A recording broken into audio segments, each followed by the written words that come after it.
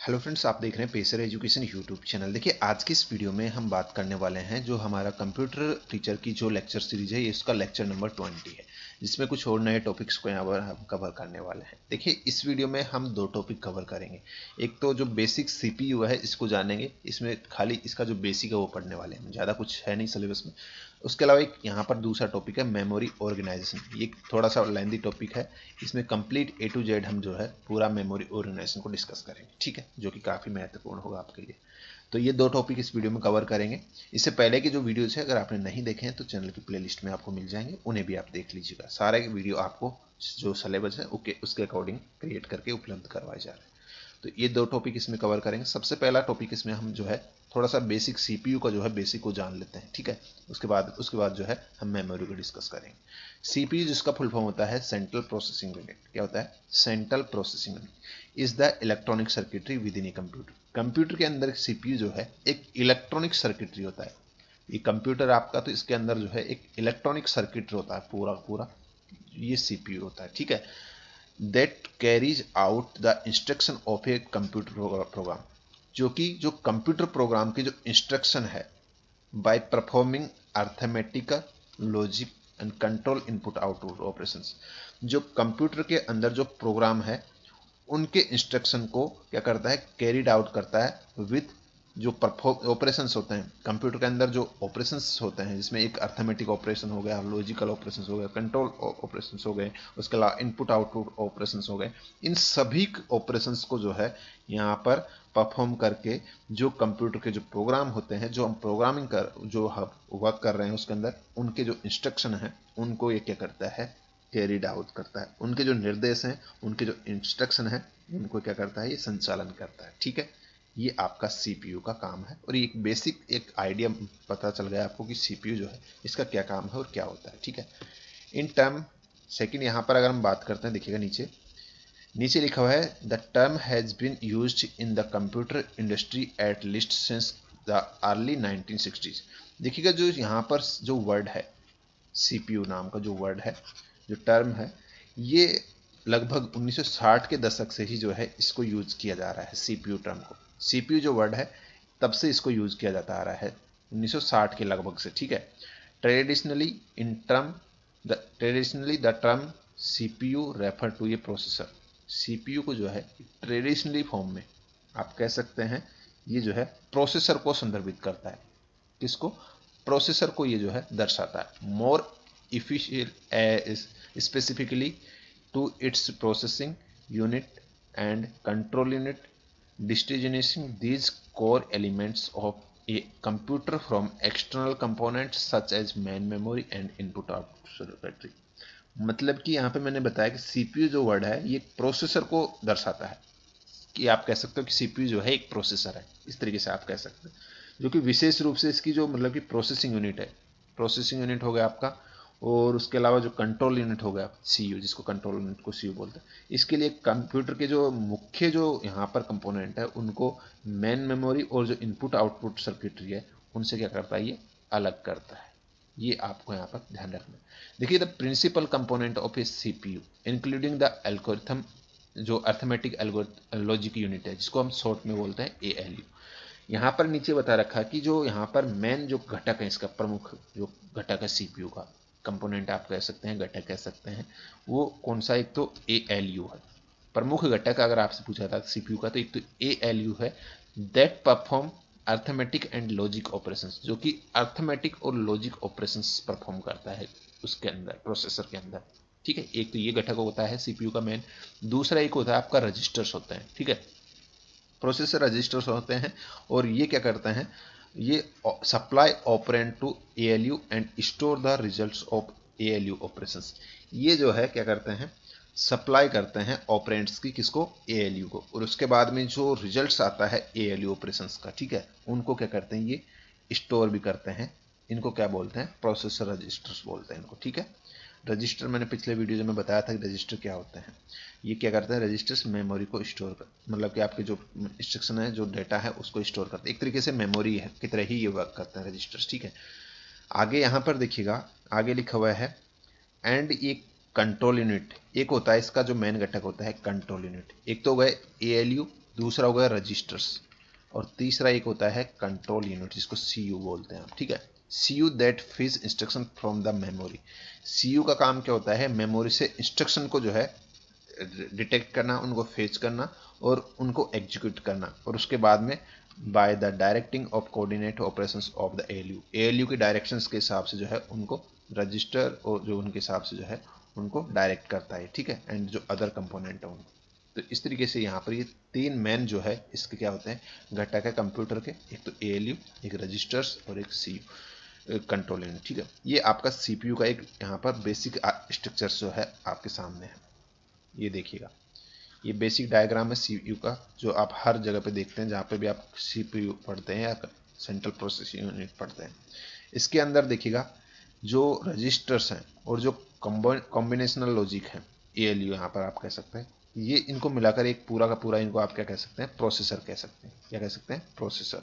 और प्रोसेसर जो है ये आपका यहाँ पर होता है सीपीयू के अंदर, जिसमें एक कंट्रोल यूनिट अवस्थित होती है, और ये जो यहाँ पर सीपीयू है ये यहाँ पर कनेक्ट होता है आउटपुट डिवाइसेस से, और इधर यहाँ पर एक कंबाइंड विद होता है इनपुट डिवाइसेस, और एक यहाँ पर ये जो है डायरेक्टली कनेक्ट होता है किसके साथ, मेन मेमोरी के साथ।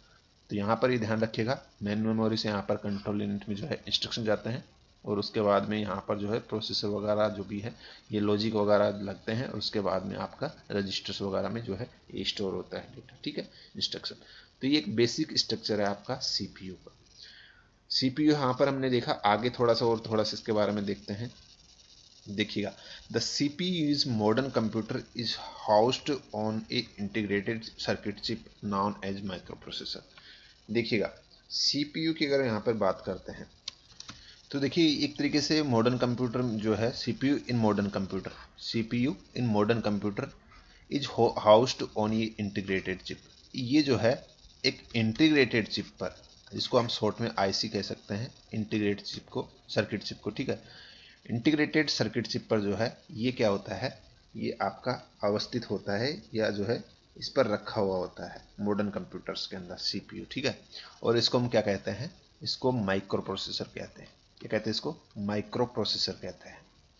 यहाँ पर देखिएगा, अगर माइक्रो प्रोसेसर की बात करते हैं तो micro processor is a small electronic device.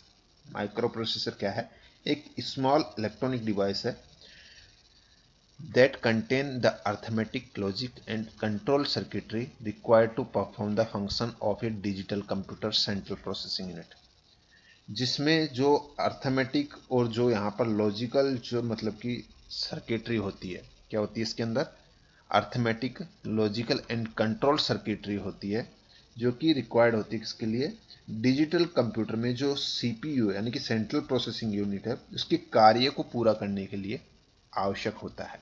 तो आपको समझ में आ गया माइक्रो प्रोसेसर क्या होता है। जो यहाँ पर सीपीयू है उसके मतलब कि जो फंक्शंस होते हैं, ठीक है, उनको यहाँ पर जिस आपका हो गया, एक तो अर्थमेटिक हो गया फंक्शन, एक हो गया लॉजिक, ठीक है, एक कंट्रोल सर्किटरी, इन सभी को यहाँ पर परफॉर्म करने के लिए ये क्या होता है, एक इलेक्ट्रॉनिक डिवाइस होता है, ठीक है। ये सारे ऑपरेशंस जो है सीपीयू के इसके द्वारा प्रोसेस होते हैं या इसके द्वारा परफॉर्म होते हैं। In practice, this type of integrated circuit is capable of interpreting and executing program instruction in addition to performing arithmetic operations. यहाँ पर अगर बात करते हैं तो इस प्रकार के जो एकीकृत जो सर्किट होते हैं या फिर जो इंटीग्रेटेड सर्किट होते हैं वो अर्थमेटिक संचालन करने के अलावा जो प्रोग्राम के जो इंस्ट्रक्शंस होते हैं उनकी व्याख्या करने में भी जो है सक्षम होते हैं। तो ये होता है आपका माइक्रो प्रोसेसर्स। उसके बाद में माइक्रो प्रोसेसर के बाद में देखिएगा, हमने देखा जो सीपीयू है उसकी कुछ कैरेक्टरिस्टिक्स जो है वो आपको यहाँ पर ध्यान रखें। देखिए कि सीपीयू को यहाँ पर ब्रेन ऑफ कंप्यूटर कहा जाता है, ये आप बचपन से पढ़ते आ रहे हैं। तो यहाँ पर ये ध्यान रखिएगा, कंप्यूटर जो है CPU is regard as the computer's brain. CPU is responsible for all the data processing operations. जितने भी जो डेटा प्रोसेसिंग ऑपरेशंस होते हैं उनके लिए रेस्पॉन्सिबल कौन होता है, सीपीयू होता है। It save information such as data, intermediate results and instructions जो programs होते हैं उनको। तो ये यहाँ पर जो इंफॉर्मेशन होती हैं जिसमें डेटा हो गया आपका, रिजल्ट्स हो गए, इंस्ट्रक्शंस वगैरह, उनको भी ये जो है सेव करता है। वहीं अगर बात करते हैं तो it direct the operation of all computer components. ये जितने भी जो कंप्यूटर कंपोनेंट्स के जो ऑपरेशंस होते हैं ठीक है, उनको भी ये डायरेक्ट करता है सीपीयू। ठीक है, सीपीयू यहाँ पर मैंने बताया करेक्टरिस्टिक्स क्या होती है, हमने डिस्कस किया। अब यहाँ पे इसके जो मेन जो कंपोनेंट्स हैं वो आपको यहाँ पर देख लेना है। इसके जो सीपीयू के जो मतलब 3 कंपोनेंट्स जिससे मिलकर बना होता है, एक तो मेमोरी जिसको हम स्टोरेज यूनिट कहते हैं, एक कंट्रोल यूनिट होता है और एक अर्थमेटिक लॉजिकल यूनिट होता है। अर्थमेटिक लॉजिकल यूनिट जो है इसमें आपका एएलयू आपको इसको बोलते हैं, और इसमें जितने भी जो मतलब अर्थमेटिक ऑपरेशंस होते हैं, जैसे कि एडिशन हो गया आपका, सब्सट्रैक्शन हो गया, डिवाइडेशन हो गया आपका, ठीक है, और आपका मल्टीप्लिकेशन हो गया, जितने भी जो मतलब ये अर्थमेटिक जो ऑपरेशंस होते हैं, ठीक है, वो सारे एएलयू के अंदर परफॉर्म होते हैं। कंट्रोल यूनिट मैंने पिछले वीडियो में बताया, ठीक है, कंट्रोल यूनिट मतलब जितने भी जो ऑपरेशंस होते हैं वो कंट्रोल किए जाते हैं किसके द्वारा, कंट्रोल यूनिट के द्वारा। मेमोरी स्टोरेज जो है यूनिट क्या करती है, आपकी मेमो स्टोरेज करने के लिए काम आती है। तो ये 3 चीज़ें यहाँ पर मैंने बता दी। एक तो सीपीयू के अंदर आपका कंट्रोल यूनिट होता है, एक आपका होता है जो आपका एएलयू होता है, ठीक है, यहाँ पर ये एएलयू पूरा, और एक आपका मेन मेमोरी होती है, स्टोरेज यूनिट होती है जो इससे कनेक्ट होती है। तो ये मेन घटक होते हैं कंप्यूटर के जो सीपीयू है उसके, ठीक है। तो ये आपको यहाँ पर ध्यान रखना है। तो ये तो सीपीयू का एक बेसिक सा जो है जो चीज़ें हैं वो हमने डिस्कस की है यहाँ पर। अब यहाँ पर सीपीयू का इतना ही हम यहाँ पर डिस्कस करेंगे। अब यहाँ पर जो मेन टॉपिक हमारा वो है मेमोरी ऑर्गेनाइजेशन। क्या है? Memory organization. यहाँ पर देखिएगा, ये थोड़ा सा लंबा टॉपिक है लेकिन इम्पोर्टेंट है, काफ़ी ज़्यादा ध्यान से देखिएगा। देखिएगा, मेमोरी ऑर्गेनाइजेशन की अगर बात करते हैं तो memory is the organize. Memory organize क्या है, किस तरीके से इसको डिनोट करेंगे आप? तो the memory is a organized in the form of cells. देखिएगा, मेमोरी जो है वो ऑर्गेनाइज होती है फॉर्म ऑफ सेल्स। इस तरीके से मेमोरी में सेल्स बनी होती है छोटी छोटी, ठीक है। और यहाँ पर प्रत्येक सेल, देखिएगा, each cell is able to be identified with ये यूनिक नंबर कॉल्ड एड्रेस। और जो प्रत्येक सेल है वो एक यूनिक नंबर से यहाँ पर क्या होती है, आइडेंटिफाइड होती है, एक यूनिक नंबर से। जैसे कि इस वाली सेल को, इसमें डेटा आ गया आपका कुछ भी ABCD ये डेटा मान लीजिए, आपने डेटा इसमें फीड करना, प्रत्येक सेल को एक यूनिक नंबर यहाँ पर दिया जाता है इसके आइडेंटिफाई के लिए। इसको इस वाली सेल को 1 नंबर दे दे, इस वाली को 2, 3, 4, सो ऑन, ठीक है। इस तरीके से यहाँ पर ये चलता रहता है आपका। तो यहाँ पर देखिएगा, ये आपको सेल समझ में आ गया। सेल्स क्या होती है, एक छोटी छोटी मतलब कि आप कह सकते हो कि मतलब कि फॉर्म ऑफ सेल में जो है आपकी मेमोरी ये डिवाइडेड होती है, ऑर्गेनाइज होती है, ठीक है। और यहाँ पर जो each cell is able to identify, प्रत्येक सेल को एक एड्रेस प्रोवाइड किया जाता है, यूनिक एड्रेस या यूनिक नंबर, ठीक है, जिसको आप सेल एड्रेस भी कह सकते हैं इनको, ठीक है।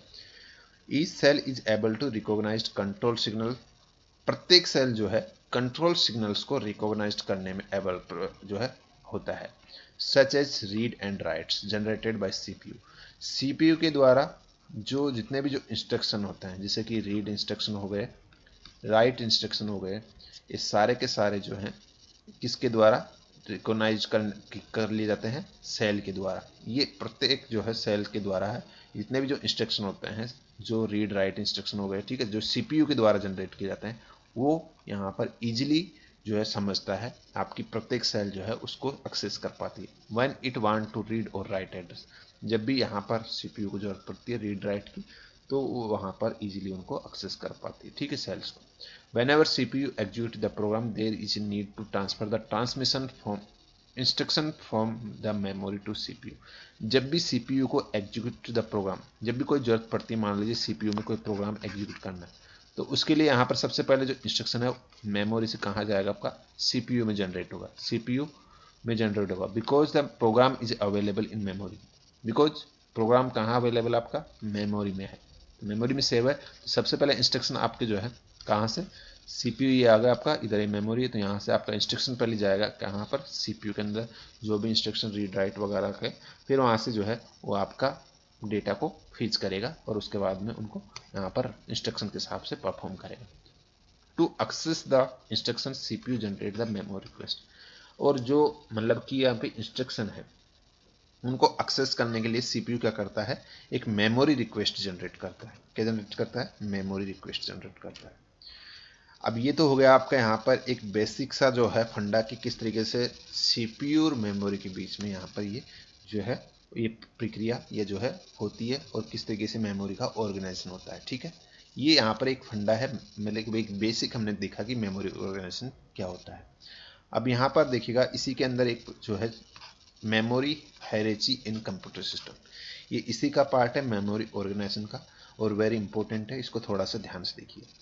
Memory hierarchy in computer system ये क्या होता है? देखिए, memory hierarchy system consist of all storage devices employed in computer system.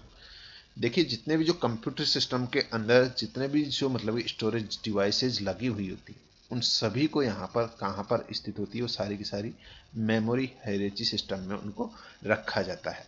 कहाँ पर? जितने भी जो कंप्यूटर के अंदर जितने भी जो मतलब कि स्टोरेज डिवाइसेज जो यूज़ की जा रही है, कनेक्टेड हैं, वो सारे के सारे आपकी हायरार्की सिस्टम में रखी जाती है। देखिएगा, from the slow but high capacity auxiliary memory to relatively faster main memory। और इनको किस तरीके से रखा जाता है? एक क्रमानुसार रखा जाता है, एक पद क्रम में रखा जाता है, कि यहाँ पे सीक्वेंस में रखा जाता है। स्लो बट हाई कैपेसिटी से लेकर यहाँ पर जो मतलब कि auxiliary memory to relatively fast जो मेन मेमोरी है, उस फॉर्म में इसको दर्शाया जाता है। यहाँ पर इनको अच्छे से समझेंगे अभी। To an even smaller and faster cache memory accessible to high speed performance, यहाँ पे प्रोसेसिंग लॉजिक। देखिएगा, ये जो यहाँ पर डेफिनेशन, इसको एक एग्जाम्पल के जरिए समझते हैं। ये जो आपके सामने ये जो ट्रायंगल्स इस तरीके से ये पिरामिड बन रहा है, ये आपका किसको दर्शाता है? मेमोरी का जो यहाँ पर हायरार्किकल सिस्टम है, उसको ही यहाँ पर दर्शाता है। ये आपका एक क्या है? मेमोरी हायरार्किकल सिस्टम है आपका ये पूरा का पूरा। ठीक है, इसमें कुछ लिखे हुए हैं, इधर देखिए ऊपर रजिस्टर लिखा हुआ है, इधर L1 कैश लिखा हुआ है, दूसरा L2 कैश लिखा हुआ है, तीसरा main memory, flash memory, magnetic disk, optical disk और मैग्नेटिक डिस्क। ये मैग्नेटिक टैप्स है। ठीक है, ये यहाँ पर लिखे हुए हैं वर्ड। और यहाँ पर देखिएगा, अब थोड़ा सा इसको देखिएगा, ये क्या करता है? ये जो मेमोरी है, ये सारे के सारे जो नाम है, ये मेमोरी के टाइप्स हैं। आप कह सकते हैं ये क्या है? मेमोरी के जो है एग्जाम्पल है, टाइप्स हैं। इनको हम वन बाय वन नीचे डिस्कस करेंगे। अभी बस आपको ये जो थोड़ा सा डायग्राम है हायरार्किकल सिस्टम, इसको समझना।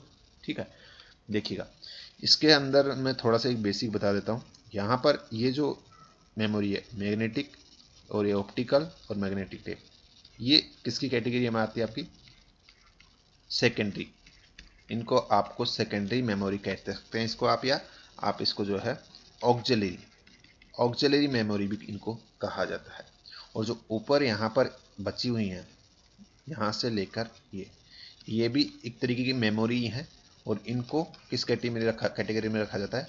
प्राइमरी मेमोरी कैटेगरी में, या फिर आप कह सकते हो मेन मेमोरी इनको कहा जाता है। ठीक है, अब यहाँ पर देखिएगा, ये जो हायरार्किकल सिस्टम है, ये जो पिरामिड है, ये क्या दर्शाता है?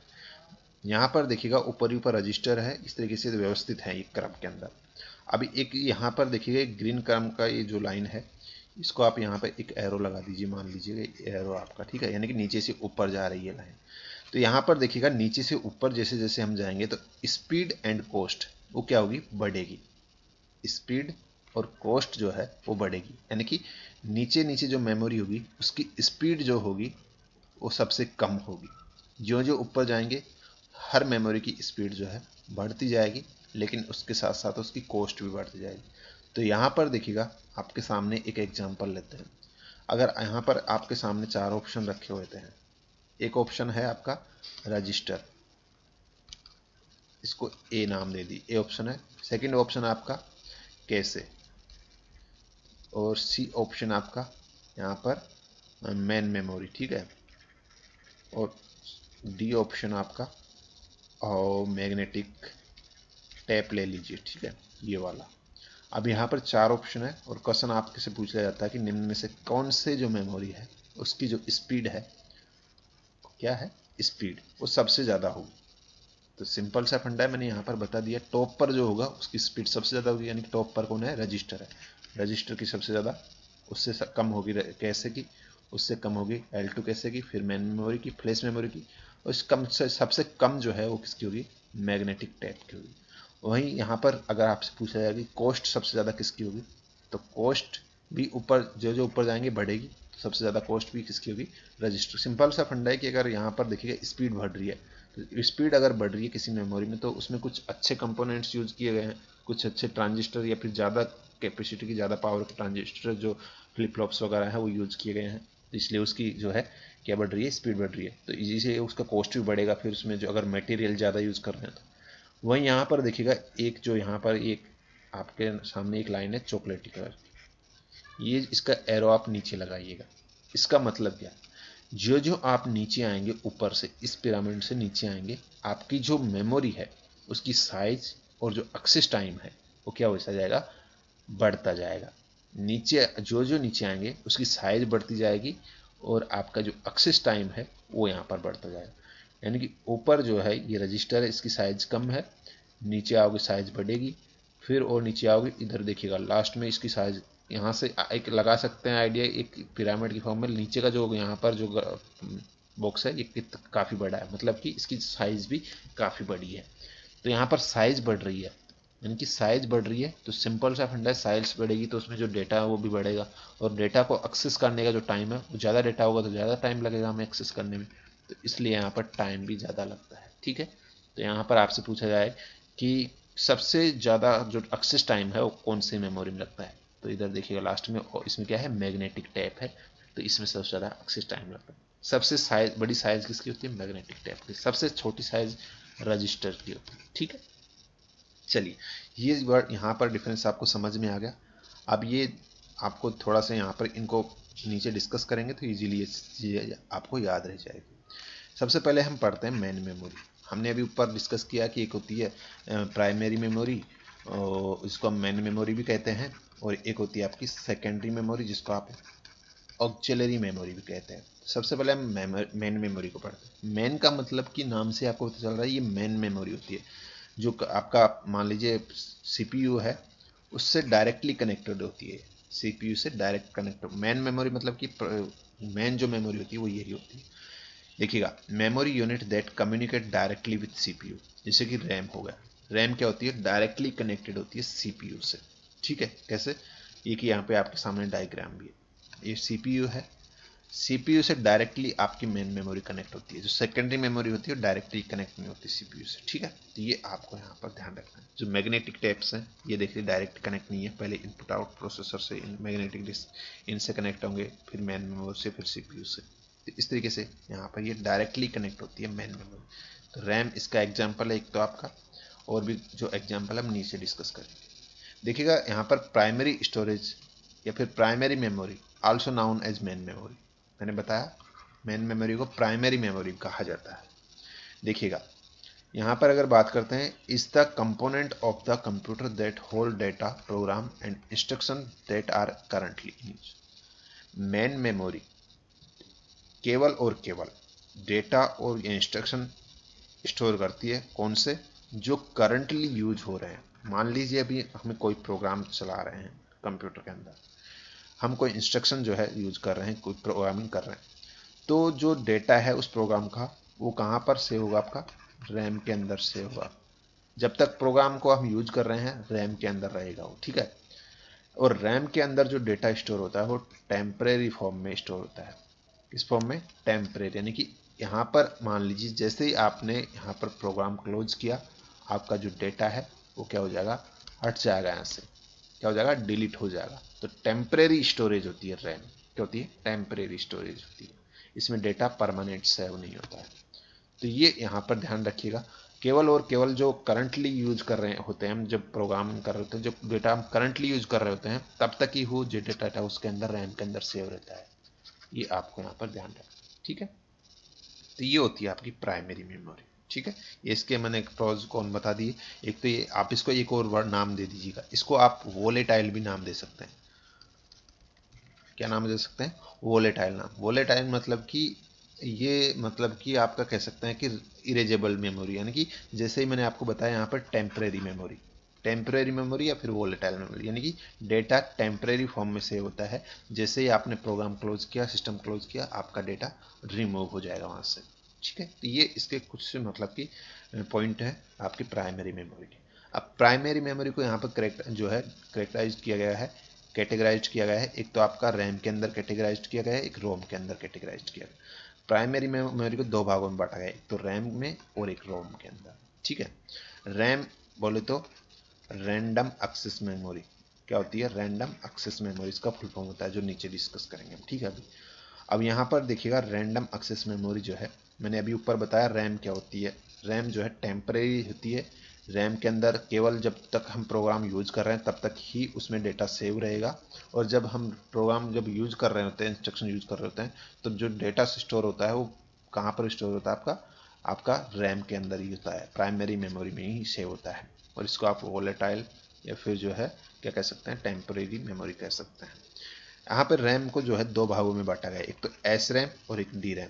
एस मतलब स्टैटिक और डी मतलब डायनेमिक। एक स्टैटिक रैम और एक डायनेमिक रैम, दो भागों में यहाँ पे रैम को बांटा गया है। अब यहाँ पर देखिएगा, पहले इन दोनों को डिस्कस करते हैं, आगे बाद में बढ़ेंगे। सबसे पहले हमने रैम की डिस्कस किया कि रैम क्या होती है। उसके बाद में रैम जो है इसको दो पार्ट में डिवाइड किया गया है, एक तो एस रैम और एक डी रैम। पहले एस रैम को पढ़ते हैं, फिर डी रैम को पढ़ेंगे। एस रैम बोले तो एस का मतलब होता है स्टैटिक, ठीक है। Consist of internal flip flop that store the binary information. इसमें क्या होता है कि जो फ्लिप फ्लॉप्स है वो रहते हैं इसके अंदर। इस एस रैम जो मेमोरी होती है इसके अंदर फ्लिप फ्लॉप्स का यूज किया जाता है। फ्लिप फ्लॉप्स क्या होते हैं? फ्लिप फ्लॉप्स एक तरीके से मेमोरी होते हैं, छोटे छोटे मेमोरी को जो बिट्स की, एक बिट्स की जो फॉर्म में जो है ये डेटा को स्टोर करता है। तो फ्लिप फ्लॉप्स जो है इसमें यूज होते हैं, जो कि आपके बाइनरी इंफॉर्मेशन को सेव करते हैं स्टैटिक रैम, ठीक है। वहीं डायनेमिक रैम की अगर बात करते हैं तो store the binary information in form of electric charge that are applied to capacitors. इसके अंदर जो डी रैम है यानी कि डायनेमिक रैम, इसमें जो डेटा है वो यहाँ पर इलेक्ट्रिक चार्ज की फॉर्म में क्या होता है, स्टोर होता है, जो कि अप्लाइड किया जाता है कैपेसिटर्स के ऊपर। कैपेसिटर्स जो है इसमें यूज किए जाते हैं, जिनमें इलेक्ट्रिक चार्ज की फॉर्म में जो डेटा है उसको स्टोर किया जाता है। तो ये होता है आपका डी रैम। अब यहाँ पर दोनों के अंदर थोड़ा सा और डिटेल्स में डिफरेंस जान लेते हैं, क्योंकि एस रैम और डी रैम में जो डिफरेंस है वो यहाँ पर जानना जरूरी होता है, ठीक है। तो पहला जो डिफरेंस है वो है store data till the power is supplied. S RAM में यानी कि स्टैटिक रैम में जो डेटा है वो तब तक स्टोर रहता है जब तक पावर सप्लाइड मिल रही है। पावर सप्लाई जब तक है डाटा स्टोर रहेगा, पावर सप्लाई गई डेटा डिलीट। वहीं डायनेमिक रैम की अगर बात करते हैं तो store data only for few millisecond even when power is supplied. इसका मतलब क्या है, डेटा केवल और केवल कुछ मिली सेकेंड के लिए ही स्टोर होता है, चाहे आपकी पावर सप्लाई चालू है, सप्लाई हो रही है, फिर भी जो है आपका डेटा केवल कुछ मिली सेकेंड के लिए ही जो है यहाँ पर स्टोर रहता है डायनेमिक रैम। ये सबसे बड़ा डिफरेंस है दोनों में।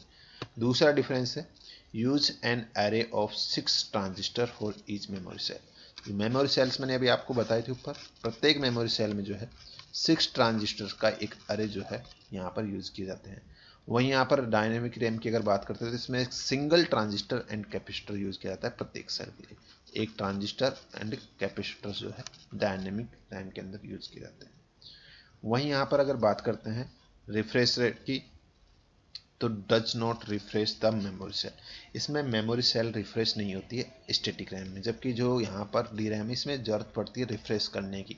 सेल जब तक हर एक सेल को रीड करने के बाद में उसको रिफ्रेश करने की यहाँ पर जरूरत पड़ती है डायनेमिक रैम। ये सेल रीड की, उसके बाद में रिफ्रेश होगा, फिर ये सेल रीड की, रिफ्रेश होगा, फिर रिफ्रेश की, तो इस तरीके से प्रोसेस चलता है। वहीं यहाँ पर अगर बात करते हैं एस रैम की, तो इसमें डेटा एक्सेस जो है काफ़ी फास्ट होता है कंपेयर टू यहाँ पर डी रैम। डी रैम में स्लो होता है, कंज्यूम मोर पावर, इसमें पावर की ज़्यादा जरूरत पड़ती है एस रैम में, जबकि यहाँ पर डी रैम में कम पावर की जरूरत पड़ती है। डेंसिटी लो होती है इसकी, किसकी, एस रैम की डेंसिटी लो होती है, और लेस मेमोरी पर चिप इसकी जो मेमोरी कैपेसिटी होती है वो तो लेस होती है। वहीं इसका अपोजिट होता है डायनेमिक, हाई डेंसिटी होती है और मोर मेमोरी पर चिप होती है। इसमें कॉस्ट पर बिट इसमें हाई होती है, कॉस्ट इसकी हाई होती है पर बिट, और इसमें थोड़ी कॉस्ट जो है लो होती है डायनेमिक रैम। तो ये डिफरेंस है एस रैम और डी रैम। अब यहाँ पर देखिएगा हमने इधर वाला पार्ट कंप्लीट कर लिया। हमने यहाँ पर रैम इसको जान लिया है, इसके बाद में इसके जो टाइप्स हैं रैम के दो पार्ट हैं, एस रैम डी रैम, इनको जान लिया। अब इधर वाला प्राइमरी का हमने क्या देख रहे हैं अभी हम, प्राइमरी मेमोरी, जिसको हम मेन मेमोरी भी कहते हैं, ठीक है। ये अभी हम डिस्कस कर रहे हैं। प्राइमरी मेमोरी, मेन मेमोरी को दो पार्ट में डिवाइड किया गया था रोम रैम के अंदर। अब रैम हमने पूरा डिस्कस कर लिया, अब रोम की तरफ बढ़ते हैं। रोम का फुल फॉर्म होता है रीड ओनली मेमोरी। नाम से आपको पता चल रहा है कि मेमोरी केवल रीडेबल होती है, ना कि एडिटेबल। खाली इसमें रीड कर सकते हैं मेमोरी को। और यहाँ पर ये चीज़ ध्यान रखिएगा, इसमें जो है रैंडम एक्सेस में एक्सेस करते हैं मेमोरी को। नाम से आपको डिफरेंस पता चलता है। अब रोम क्या होती है? Read only memory. अब यहाँ पर देखिएगा एक छोटा सा कन्फ्यूजन होता है, कहीं कहीं जगह पे आपको रोम को जो है सेकेंडरी मेमोरी की कैटेगरी में दिखाया हुआ होता है, जबकि मैं यहाँ पे आपको मेन मेमोरी या प्राइमरी मेमोरी कैटेगरी में दिखा रहा हूँ रोम को। ठीक है, तो ऐसा क्यों? देखिएगा यहाँ पर ये इसका डिफरेंस है। रोम एक चीज़ होती है, रोम एक तो होती है आपकी डायरेक्टली कनेक्टेड होती है, किससे? आपकी जो आपका सीपीयू है उसके अंदर डायरेक्टली कनेक्ट होती है। जैसे कि मैंने अभी यहाँ पर डिस्कस किया था, ऊपर देखिएगा ये मेन मेमोरी, यहाँ पर ये डायरेक्टली कनेक्ट होती है। इसके अंदर जो रोम होती है एक तो, और एक रैम होती है। ठीक है, ये डायरेक्टली आपकी जो है सीपीयू से कनेक्ट होती है मेन मेमोरी। ठीक है, इंटरनली ये कनेक्शन होता है। तो उसके अंदर जो है वो वाली जो रोम है उसको हम प्राइमरी कैटेगरी में शामिल करते हैं, जिसके अंदर एक तो पी रोम आता है, एक ई पी रोम आता है और एक ई पी रोम आता है। ये तीन जो है इस कैटेगरी में शामिल होते हैं। एक रोम जिसको हम जो है सेकेंडरी मेमोरी कैटेगरी में शामिल करते हैं, जैसे कि हार्ड डिस्क हो गया। जो रिमूवेबल या फिर एक्सटर्नल जो आपकी होती हैं, ठीक है, डिवाइसेज, उनको हम सेकेंडरी मेमोरी के अंदर इंक्लूड करते हैं, या फिर ऑक्सिलरी मेमोरी के अंदर डिस्कस करते हैं उन रोम को। ठीक है, वो भी रोम ही होती है, लेकिन उनको हम क्या किस में उसमें उसको हम जो है सेकेंडरी या फिर जो है ऑक्सिलरी मेमोरी में काउंट करते हैं। तो यहाँ पर इस वाली रोम में जो इंटरनली कनेक्टेड है, इसको हम जो है पी रोम में, ई पी रोम और ई पी रोम, ये इसके टाइप्स हैं, इनको इसमें इंक्लूड करते हैं।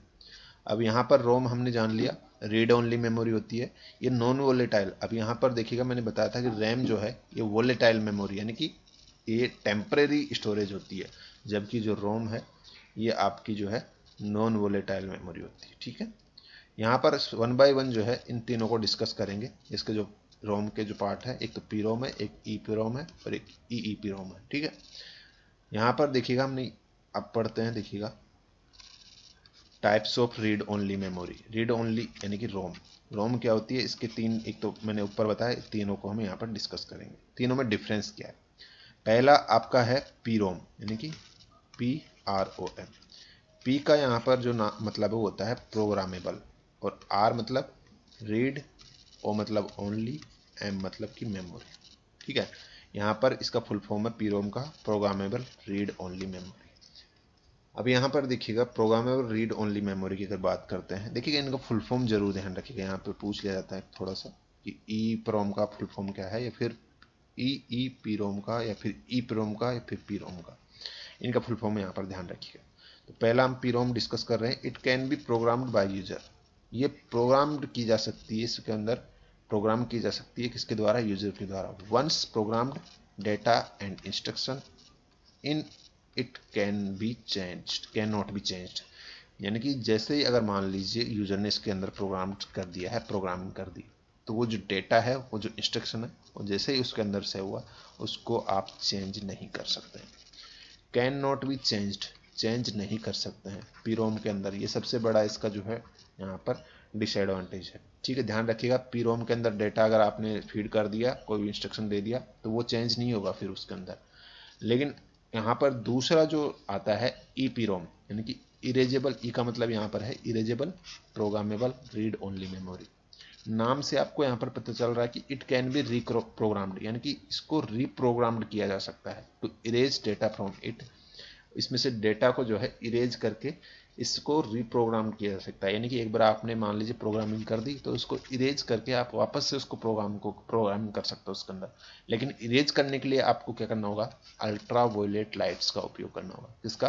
अल्ट्रा वायलेट लाइट्स का उपयोग करना होगा प्रोग्राम को रिलीज करने के लिए। जो प्रीवियस डाटा है वो इससे पूरा रिलीज आपका इरेज हो जाएगा।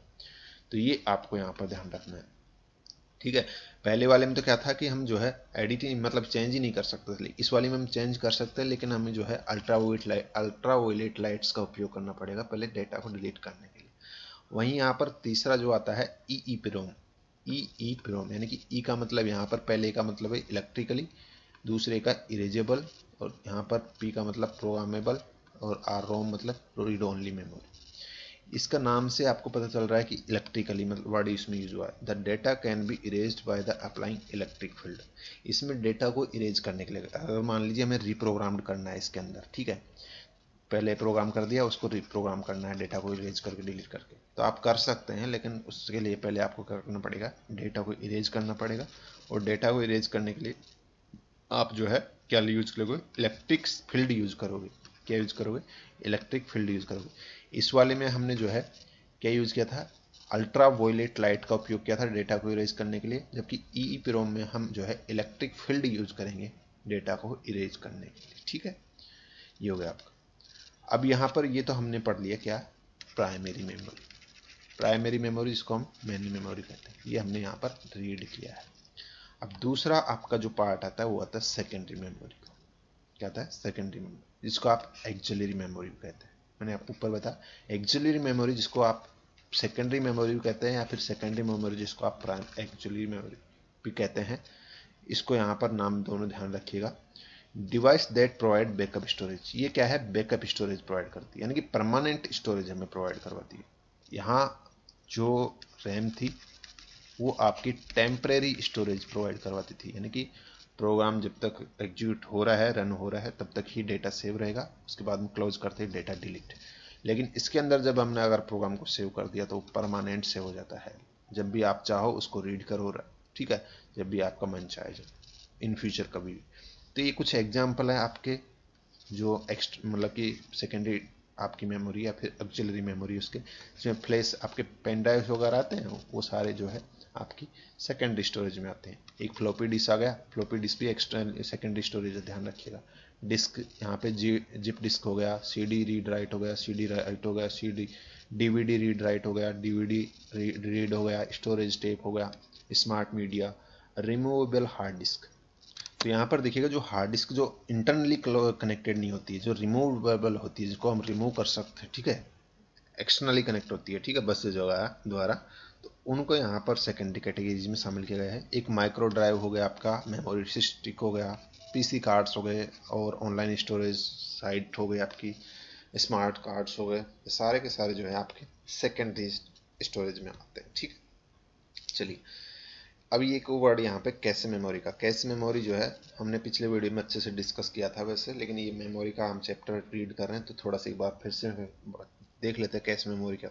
कैश मेमोरी एक्चुअली एक तरीके का मेमोरी है जो कि आपका जो है मेन मेमोरी में स्टोर मतलब की स्थित रहती है, और इसमें क्या होता है, प्रोसेसर में ये जो है अवस्थित होती है, और वहाँ पर ये क्या करती है, प्रोग्राम जो हमारा जो मतलब प्रोसेसिंग स्पीड है उसको बढ़ाती है। ये एक डुप्लीकेट फाइल जो है हमारा जो भी डेटा है उसकी डुप्लीकेट फाइल को जो है सेव कर लेती है, उनका कैश बना लेती है, ठीक है, एक तरीके से। और उसको जब भी जरूरत पड़ती है दोबारा से उनको रन कराने की, रीड करने की, तो वो झट से वो डुप्लीकेट जो कॉपी है उसको यहाँ पर जो है हमारे सामने ला के रख देती है। इसलिए जो है जो प्रोसेसिंग टाइम है वो कम हो जाता है और जो प्रोसेसिंग स्पीड है वो बढ़ जाती है। तो ये आपको यहाँ पर ध्यान रखना है, जैसे कैश रैम वगैरह इसका एग्जाम्पल है। एक इसी के अंदर वर्ड साइज जो है ये भी आता है इसके अंदर। तो वर्ड साइज क्या होता है, it is the maximum number of bits that A CPU can process at A time. CPU जब एक टाइम पे जितना भी जो मतलब कि बिट्स जो डेटा नंबर ऑफ जो बिट्स हैं जो प्रोसेस कर सकता है उसको कह सकते हैं वर्ड साइज। क्या कहते हैं, वर्ड साइज कहते हैं। एक समय पे एक ही टाइम पे जो है CPU जितना जो मतलब कि नंबर ऑफ बिट्स जो प्रोसेसिंग कर सकता है मैक्सिमम, उसको क्या कहते हैं यहाँ पर वर्ड साइज कहते हैं। It depend upon the processor, ये प्रोसेसर पे डिपेंड करता है, किसी प्रोसेसर का अलग हो सकता है, किसी का अलग हो सकता है। The word size is fixed size piece of data handled as a unit by the instruction set और हार्डवेयर ऑफ ए प्रोसेसर। ये फिक्स होती है, जैसे कि एक आपका 64 बिट प्रोसेसर हो गया तो उसकी जो वर्ड साइज है वो कितनी होगी, 64 बिट होगी। यहाँ पर बाइट इक्वल टू 8 बिट होता है, इस तरीके से दिखा रखा है। एक 64 बिट प्रोसेस 32 बिट प्रोसेसर हो गया, इसकी जो वर्ड साइज है वो 32 हो जाएगी। 64 बिट प्रोसेसर की जो वर्ड साइज है वो कितनी हो जाएगी आपकी, 64 बिट हो जाएगी। तो ये आपको इस तरीके से ध्यान रखना है। तो वर्ड साइज क्या होता है ये आपको समझ में आ गया। वर्ड साइज जो है कम से कम कितनी हो सकती है, 4 बिट से लेकर आपकी 64 बिट तक होते हैं। ये भी वर्ड थोड़ा सा ध्यान रख लीजिए, ठीक है। तो ये आपका पूरा जो मतलब कि डिटेल्स हमने मेमोरी को यहाँ पर जितना भी जो ऑर्गेनाइजेशन था उसका किस तरीके से परफॉर्म होते हैं, कौन कौन से टाइप्स हैं वो हमने डिस्कस किए। CPU का थोड़ा बेसिक हमने यहाँ पर इस वीडियो में तो बस इस वीडियो में इतना ही था, बाकी जो नेक्स्ट पार्ट है वो अगले वीडियो में हम डिस्कस करेंगे। ठीक है, उम्मीद है वीडियो आपको पसंद आई है तो लाइक और शेयर कर दीजिएगा। आज के इस वीडियो में इतना ही, मिलते हैं नेक्स्ट वीडियो में। धन्यवाद।